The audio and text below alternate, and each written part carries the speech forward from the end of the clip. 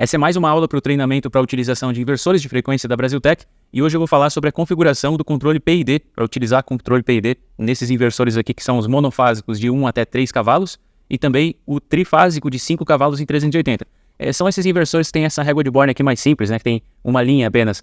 Todos os outros modelos eles têm uma régua de Born de 2 andares, né, tem essa aqui e mais uma por cima, é um pouco diferente, né, mas enfim, se você tem uma régua de Born de 2 andares, então outra aula que vai te atender. Essa aula de hoje até você pode assistir para ter o conhecimento, mas se você já quiser fazer a configuração, vai ter outra aula específica para esse outro modelo. Então, hoje eu vou falar sobre esse modelo aqui, e ele é um pouco mais simples, né? Então, tanto para a utilização do controle PID, quanto a utilização de uma função específica que ele tem para pressurização de redes de água, por exemplo. Você tem um loteamento, precisa pressurizar ele, talvez a morro acima, de alguma forma precisa pressurizar, tem uma função específica aqui para pressurização, onde se faz a gestão da velocidade do motor, inclusive com a possibilidade de desligamento do motor quando se tem a pressão desejada por algum tempo. Eu vou explicar isso direitinho, vou começar pelo PID, né, falando do PID. Já falei como acionar esse tipo de inversor, então não vou repetir essas informações aqui. Se você quiser saber como ligar com uma chave comutadora, como ligar com um botão, tem aulas específicas para essas funções. Já falei também sobre entradas analógicas, nesse caso nós vamos utilizar as entradas analógicas, mas eu não vou entrar tanto em detalhes. Vou falar especificamente da questão da configuração.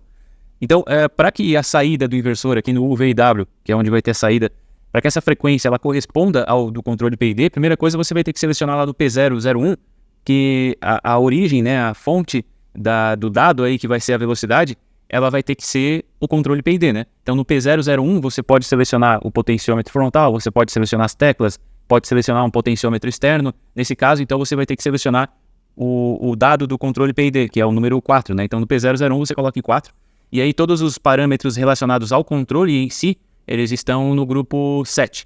Então eu vou dar um prog aqui para acessar o grupo de parâmetros, vou selecionar o grupo 7, e vou apertar em prog para acessar esse grupo.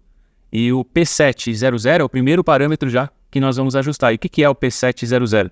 O P700 é o nosso set point, é o valor que nós desejamos no processo que nós estamos controlando. Então, se for controlar a pressão, aqui nós vamos colocar o set point de quanto que nós queremos que fique esse valor. Se for temperatura, mesma coisa. Qualquer processo, né, que nós vamos querer controlar aí através desse inversor, seja temperatura, pressão, velocidade, qualquer coisa, é aqui que nós vamos definir então qual que é o set point. Na verdade, nesse parâmetro que é o P700, nós vamos colocar qual que é a origem do sinal do set point. Então, se eu colocar 0, vai ser a configuração através do parâmetro seguinte. No P701 nós vamos configurar então o valor.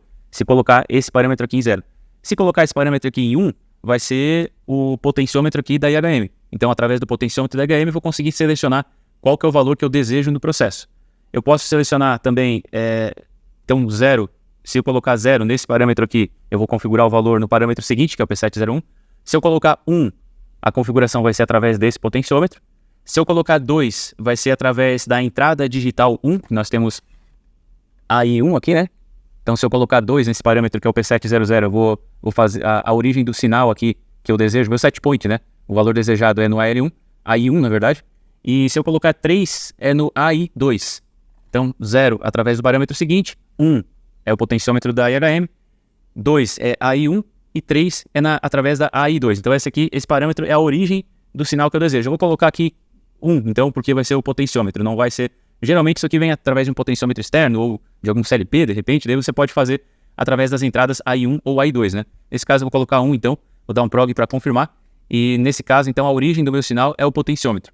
Eu estou trazendo aqui algumas informações, mas hoje eu não vou detalhar muito em relação ao funcionamento do controle PID. Eu já tenho uma aula específica falando sobre controle PID, apenas do que é o PID, como que ele funciona, como que se configura o PID, como que se chega no valor que você vai colocar. Tem uma aula bem detalhada sobre isso, para aprender realmente do zero mesmo. Se você quiser, tá no curso também, tá nesse treinamento, tá essa aula também, então você busca lá para aprender o que é o PID. Se você já sabe o que é o PID, aqui eu vou falar somente, então, nessa aula eu vou falar especificamente de como configurar nesse modelo de inversor. Então, o P700 já foi, eu defini que vai ser através do potenciômetro a origem do sinal do set point. No P701 é onde eu vou colocar qual que é o valor, caso no parâmetro anterior, que era o P700, eu tivesse deixado em 0, né? Então aqui no P701 eu posso entrar aqui e colocar um valor, então, que vai ser o valor do dado que eu quero. Esse valor aqui, ele é de 0 até 10 volts. Então, o que acontece? Isso você tem que colocar em escala, né? Tanto se fosse utilizar AI1 como fosse usar AI2, você tem um sinal de 0 a 10 volts aqui, que pode ser também de 4 a 20 mA, mas sempre vai ser trabalhando em escala, Então aqui eu configuro de 0 até 10 volts, e se eu colocar 5, por exemplo, vai ser a metade da minha escala. Então eu vou ter a metade do valor que eu desejo no set point. Se a minha pressão vai até 10 bar, por exemplo, se eu colocar em 5 aqui, vai ser 5 bar. Se a minha pressão vai até 5 bar, se eu colocar 5 aqui, vai ser metade de 5, que é 2,5 bar. E assim por diante. Então vai ser aqui, é uma configuração feita em escala e é de 0 até 10 volts. Eu vou voltar aqui para o grupo de parâmetros através do ESC. Voltei para o grupo 7, então vou para o parâmetro P702. O P702 é a origem do meu sinal de feedback. Eu falei sobre isso também na aula, falando especificamente sobre o controle PID. O feedback é o meu sinal de retorno, é o valor lido no processo mesmo. Então, eu estou controlando pressão, por exemplo, eu quero que fique em 5 bar, mas eu vou ter um sensor lá no processo que vai me dizer que não está bem em 5, está em 4,8 bar, por exemplo. Então, esse sinal de feedback, esse sinal de retorno, que vai indicar qual que é a variável do processo mesmo, ele tem que chegar em algum lugar. E é aqui que eu configuro, que é no P702. Eu vou acessar esse parâmetro, e aqui eu vou dizer então, no P702, se eu deixar em 0, o sinal do feedback vai estar chegando em AI1. Se eu deixar em 1, vou confirmar aqui, vou deixar em 1, então quer dizer que o meu sinal de feedback tem que chegar no AI2. Então vai depender de qual canal aqui, qual porta de entrada você está utilizando. Se for na AI1, você deixa em 0. Se for na AI2, você deixa em 2. Parâmetro seguinte, P703, vou acessar ele aqui também.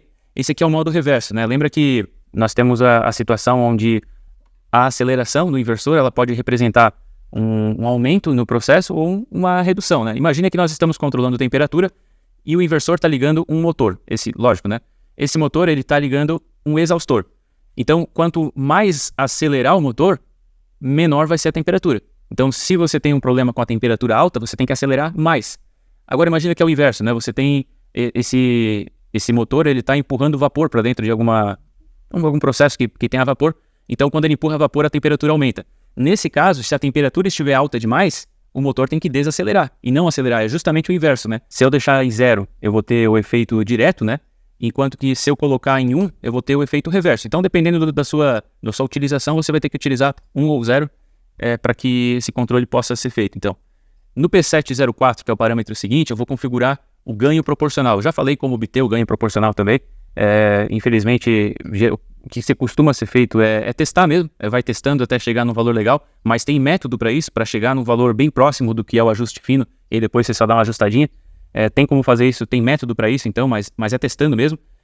Como o PID é um modelo matemático, tem como calcular, mas é um cálculo complexo que não costuma valer a pena para quem vai configurar de repente você tem um produto que vai ser feito em escala, aí talvez valha a pena fazer o cálculo para você chegar no valor exato, mas geralmente o que se faz mesmo aí testando, e naquele vídeo que eu falei mais completo sobre o PID, eu falo como chegar nesses valores. Então aqui eu tenho o ganho proporcional, vai de 0,0 até 10,0.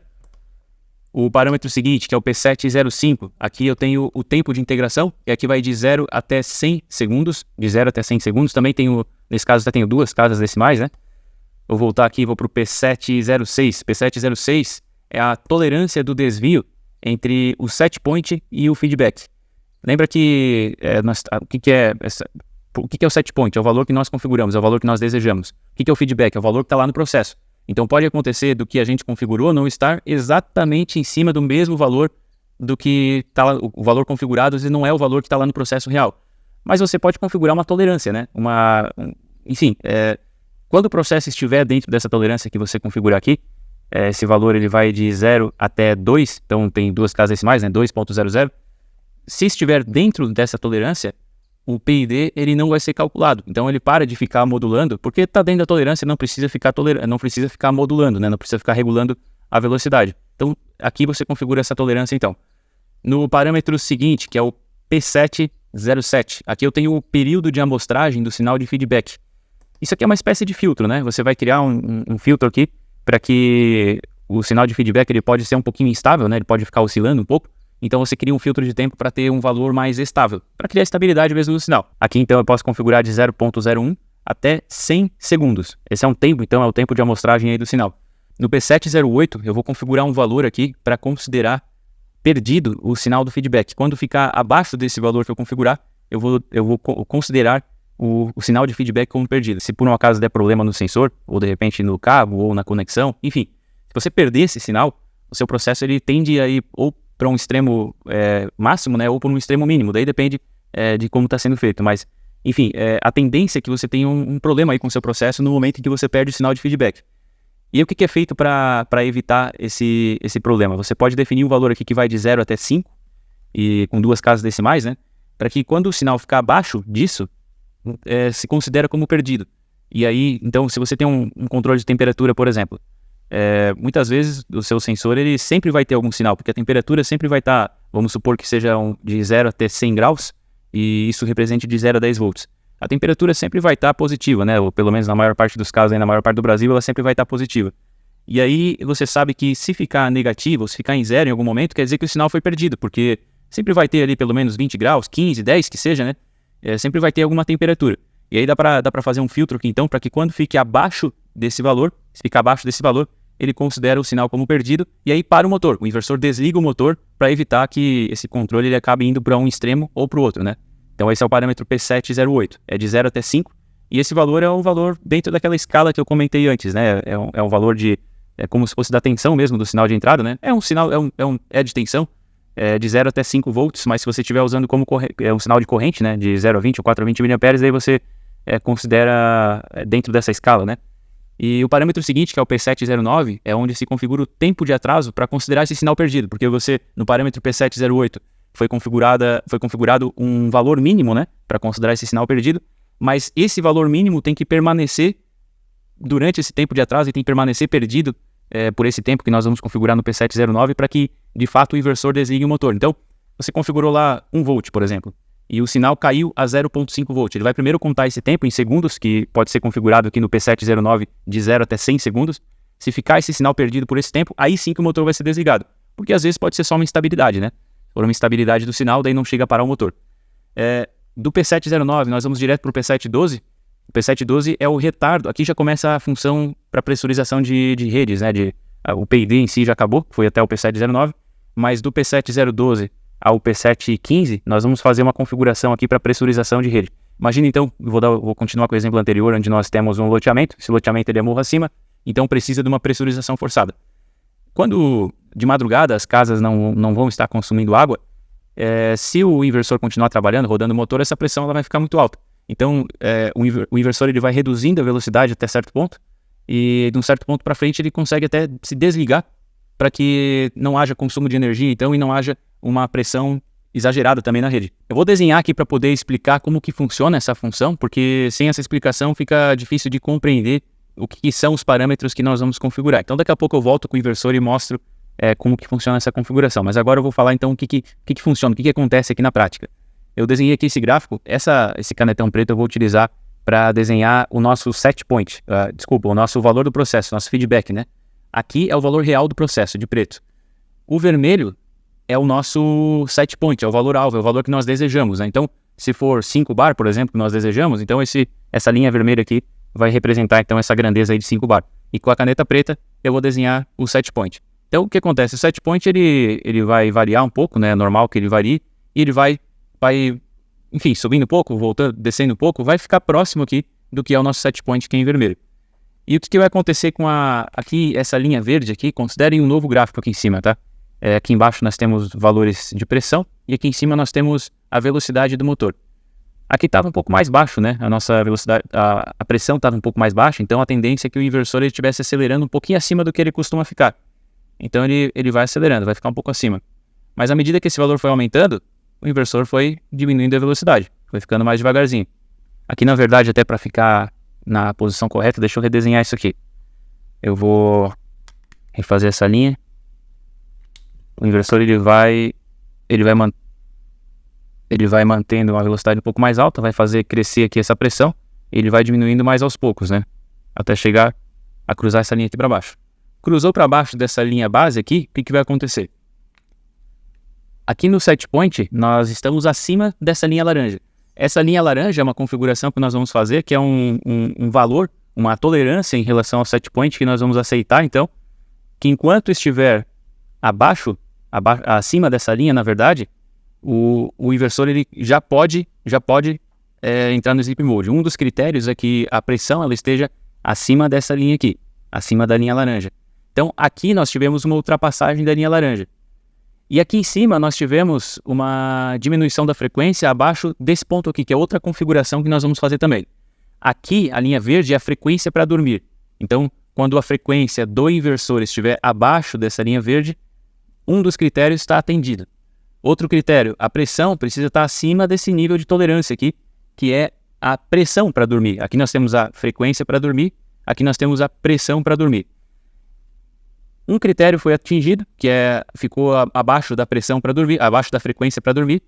Outro critério também foi atingido, ficou acima da frequência, da pressão para dormir. Então, abaixo da frequência, acima da pressão. Então, nesse momento aqui que os dois critérios foram atendidos, que é o momento em que nós tivemos a velocidade abaixo do que foi configurado, que é uma das configurações que nós vamos fazer, e está acima desse outro critério, que é a pressão, né, a tolerância de pressão, aqui começa a contar, a partir daqui começa a contar um tempo. Então, até vou desenhar diferente essa linha aqui, vou fazer um tracejado. Aqui está contando um tempo. Esse tempo também é configurado, também é configurável, né? Esse aqui é o tempo de atraso para entrar no modo dormir. Daí o que vai acontecer? Entrou no modo dormir, a frequência depois contou, vamos supor que esse aqui seja o tempo para dormir, né? Aqui é o tempo que nós configuramos. Passou esse tempo aqui, o que vai acontecer com a frequência? Ela estava vindo aqui, ela vai cair a zero. Vamos supor que aqui seja o limiar de zero. Ela vai cair a zero. O que vai acontecer quando a frequência cai a zero? Depois de um tempo, essa pressão ela vai caindo, né? Lembrando que isso aqui vai acontecer quando nós não tivermos consumo, né? Então vai chegar, ela vai caindo, até que vai chegar num ponto que vai ficar abaixo desse outro parâmetro de pressão aqui também. O que é essa configuração? É a pressão para acordar. Então, quando diminuiu demais a pressão, nós vamos configurar, lógico, isso aqui não fica tão distante do set point, né? Não vai esperar cair a pressão a zero. É quando a pressão cair um pouco dentro da tolerância que nós configuramos, precisa estar acima dessa linha laranja para desligar, e depois para ligar precisa estar abaixo da linha roxa, que vai ficar um pouco mais para baixo, né? Geralmente essa linha laranja fica bem próxima do set point, que está em vermelho, e essa linha roxa fica um pouco mais distante, né? Então, o que vai acontecer aqui? Aqui vai ser a frequência para acordar. Frequência para acordar quer dizer que aqui nós temos um acionamento novamente do inversor. Então ele vai mandar ligar, vai acelerar bastante, vai chegar acima da... Vai chegar em valores, na verdade, bem mais altos, né? Ele vai chegar em valores bem mais altos para acelerar, ganhar essa pressão mais rápido, né? E à medida que a pressão vai chegando, ele vai diminuindo. Então, essa pressão aqui, ela vai subir mais rapidamente, porque o inversor acelerou bastante. E aí, chegando próximo aqui, ela vai começar a cair de novo. E vai ficar próximo disso. Aqui, chegando acima, o inversor novamente desacelera. E aí, essa pressão aqui vai ficar se mantendo aqui próximo da linha vermelha. Se acontecer de novo, esses critérios aqui, do inversor chegar ao ponto de acelerar abaixo da linha verde e a pressão estiver acima da linha laranja, ele vai dormir de novo, depois de contar esse tempo. Então, agora eu vou voltar com o inversor aqui. Nós paramos no P7... Vou deixar aqui assim, daí dá para ver o gráfico e dá para ver a configuração também. Nós estamos no P712. P712 é um retardo para dormir. É esse tempo aqui, ó, é o tempo que vai demorar para ele entrar nesse modo Sleep Mode.